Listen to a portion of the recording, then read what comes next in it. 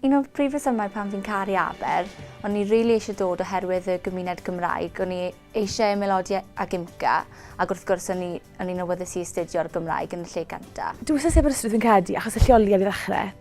O'n i erioed i byw mor agos at y môr. Nes i ar ddod agored yma, a wedi naws cartrefol yma, a mae'n beth mor bwysig. Mae symud i'r Prifysgol, mae'n gam mawr, a dwi'n meddwl bod e'n gam yn llai os ti'n dewis ydi Aberystwyth, achos bod bob un mor garedig a chyfeillgar yma. Prif reswm o'n i eisiau dod yw oherwydd Pant Celyn, a o'n i'n ffodus iawn o allu aros fyna yn y flwyddyn gyntaf, a oedd yn profiad anhygoel. Mae Aber yn dref mor gymunedol, mae'r siopau chi'n gallu siarad Cymraeg, felly mae'n jyst ffordd o adnabod llawer iawn o bobl ac yn dod yn ffrindiau mawr gyda nhw. Mae bawb mor gyfeillgar, dwi ddim yn teimlo mai rif wyt ti yn yr adran hon, wyt ti wir yn nabod ddarlithwyr di y mwrth i enwau cyntaf, nhw yr un peth gyda chi. Mae drysau bawb bob tro ar agor. Oedd setlo fewn i Aberystwyth yn hawdd, o'na grew o bobl efo byddwfryd tebyg i fi. Y darlithwyr a staff i gyd yn groesawgar iawn, bron fatha muno fo ryw deulu. Mae'r gymuned yn gret. Os ych chi'n medru'r Gymraeg yn rhugl, os ych chi eisiau dysgu'r Gymraeg o ran cymuned o fyfyrwyr,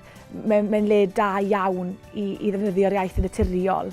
Felly yn sicr, dewch i Aberystwyth, dewch i ddwrnod ymweld, diwrnod agored, a gewch chi ddim eich siomi, dwi'n credu dimlwch chi y naws gartrefol na dwi'n treul disgrifio.